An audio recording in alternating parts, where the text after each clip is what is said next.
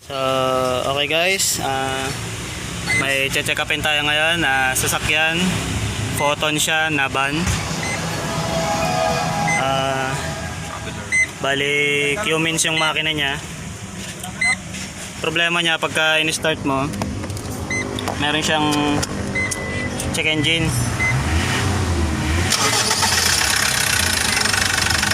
And then, yung makina niya medyo malagatok yung tunog.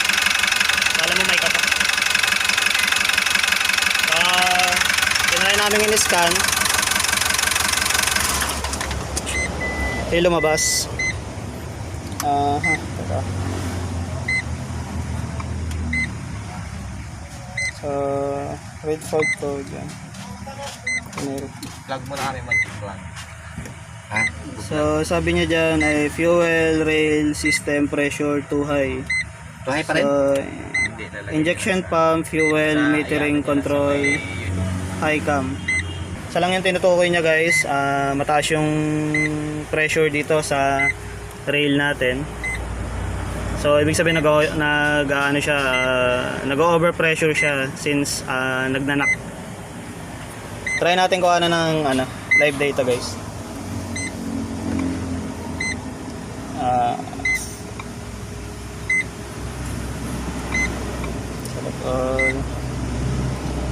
So start natin. Papakinggan mo parang may takot. Tumanan tunog. Then balik tayo rito sa scanner natin kung ano natin ang pressure. Yung pressure niya rin tayo maabot ng 160,000. Maabot ng 160,000 kilopascal kanina. So nakikita natin yun yung number. Panda rin ulit natin para makita natin. So ayan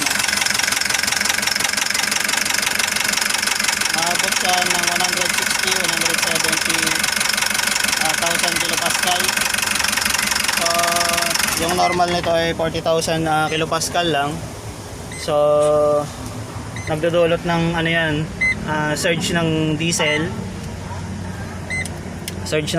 Then nagkakaroon ng parang knock. Then may leak din dito sa return nya since walang lock So yun, much more ang nagiging much more guys, ang nagiging problema natin dyan ay yung ating suction valve. Since sinasabi niyang may problema yung fuel metering device, ang fuel metering device natin para sa diesel ay ito. So kailangan natin siyang kalagin, try nating tingnan natin baka nag-stock up na or baka kailangan lang linisan, bugahan ng air compressor. So start na tayo, kalagin natin. Okay.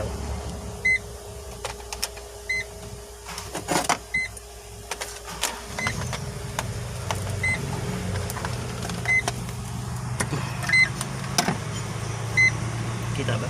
Yes.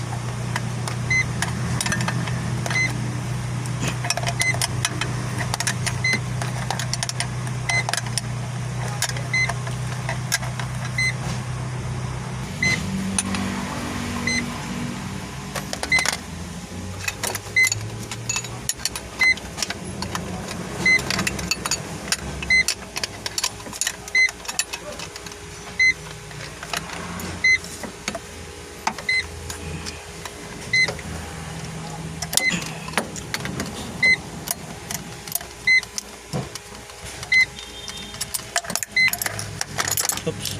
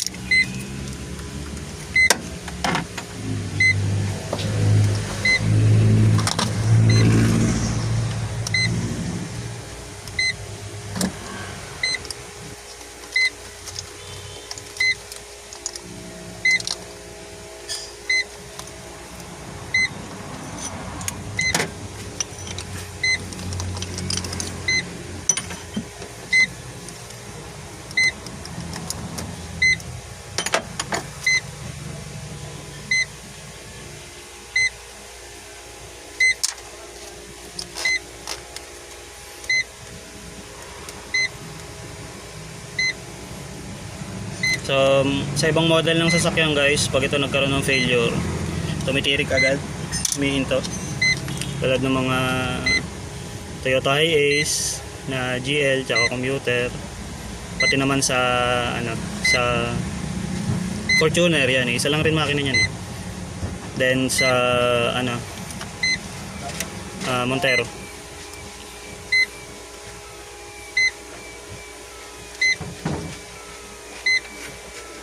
Pero dito guys, mapansin mo pag Q-means, iba yung tunog ng makina pag nasisira yung suction valve niya.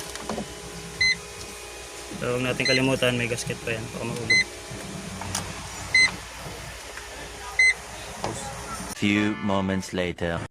So ito guys, tapos na nating tinesting yung coil, tsaka nilinis, tsaka pinlash ng air compressor tong suction valve natin. So na-found out natin na yung coil niya okay pa naman, then yung kaso yung niya sa loob, yung pinaka needle niya sa loob, no, yung pinaka metering device niya, stock up pala, nag-i-stock. So kaya nag-i-stock guys, may nakita kaming mga dumi. Then rekta-rekta namin to para umandar yung pinaka armature niya sa loob, pumitik-pitik. Then binuga ng compressed air. So ayun, natanggal. Okay naman siya.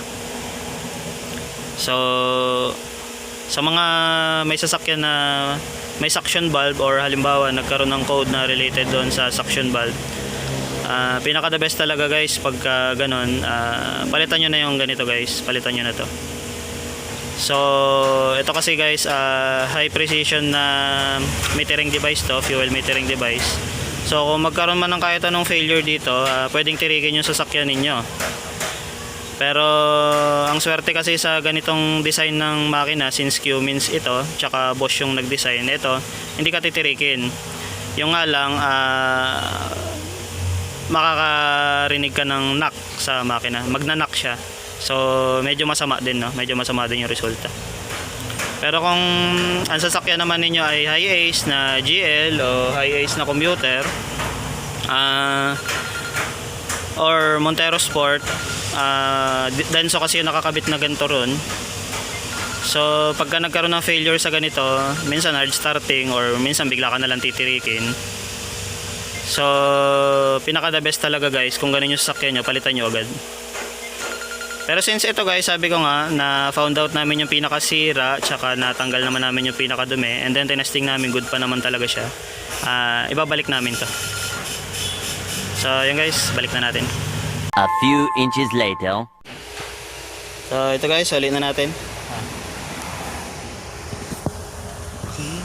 So yung gasket, huwag natin kalimutan.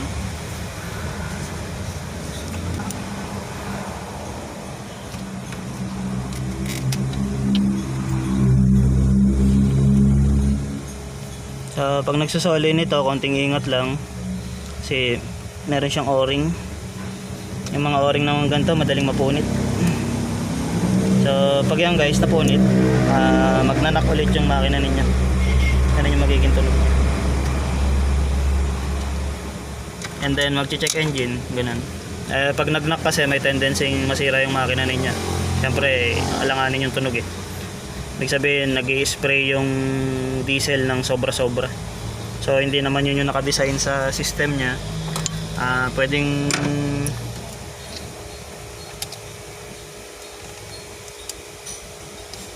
manira. Kasi yung ibang sasakyan na ganito, yung napabayaang sira yung suction valve, tapos naka-check engine lang, ginamit ng ginamit. Tapos Bosch na high pressure pump yung nakakabit. Ang tendency lagi niyang katukin yung makina. Na andar nagagamit, pero laging ganun yung nagiging sintomas niya, kinakatok yung makina.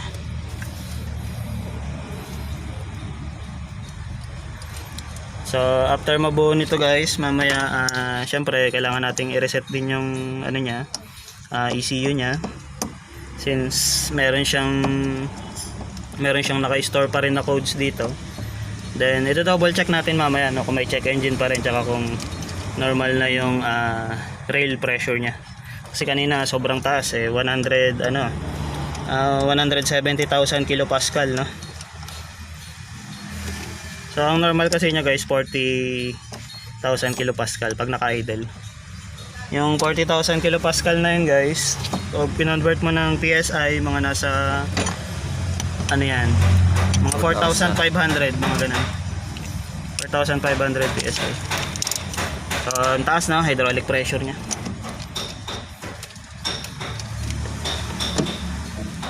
Tsaka pag nagkakabit kayo ng ganito guys, check nyo rin yung o-ring, baka mamaya palitin na or masyado ng pit-pit. Minsan kasi yung mga nagpapalit nito ay surplus lang din yung pinapalit. Okay. Ayun guys. Sige pa na yung tatlo niyang screw. Pala guys, kung magtatanggal ka ng suction valve, kailangan gamit mo T25 na flower. Yan. T25. Tapos syempre make sure heavy duty siya para hindi bumilog yung ulo. Kasi once na bumilog yung ulo niyan, medyo kakaroon kayo ng hard time na tanggalin siya. Line naman niya, kabit na natin.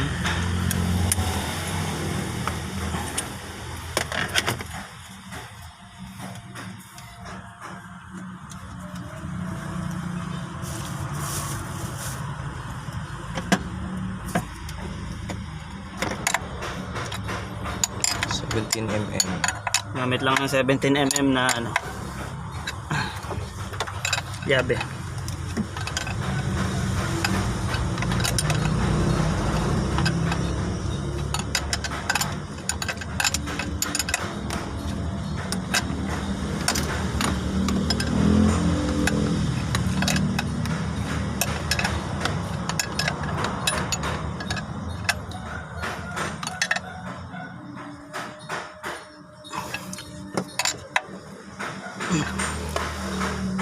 Then socket nya, yung socket nya galing sa ECU yan. So yan yung nagko-control nung yan yung nagbibigay ng signal para kontrolin tong natin, suction valve. Since okay na siya guys, buo na, so i-reset na natin yung code nya, no?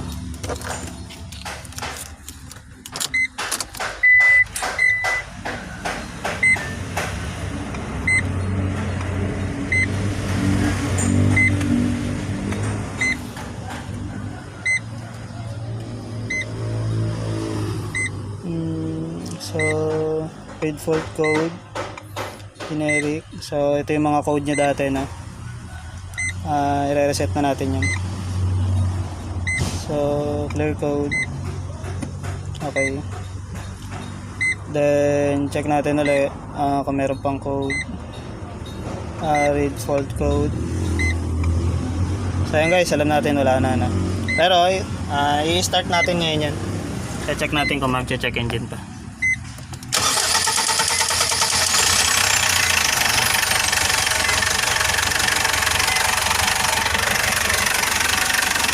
Yung tunog ng makina guys, mapansin nyo, iba na. Hindi na, wala na siyang knock.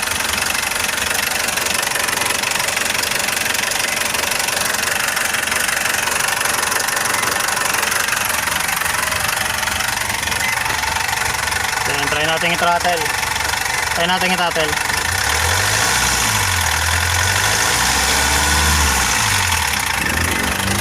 Then yung check engine na hindi na lumalabas.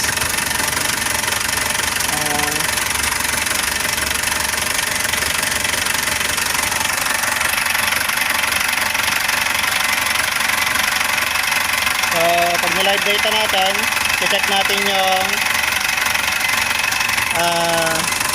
pressure nya.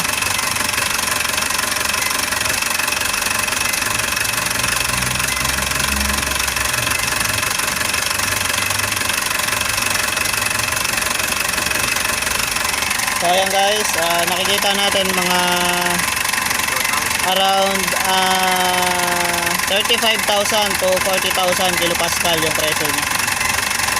Yan yung normal na pressure niya.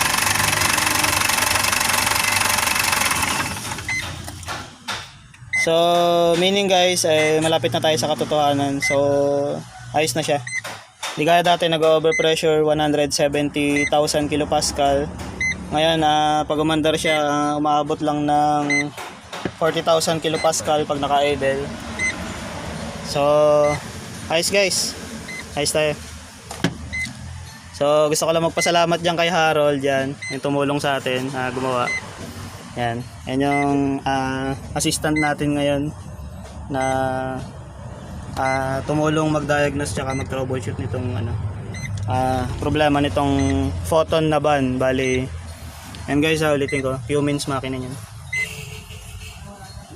Sa mga hindi pa nakapag-follow tsaka nakapag-subscribe doon sa page namin, mag-like na kayo tsaka mag-subscribe na kayo para pag may mga bago kaming videos may mag-notify sa inyo.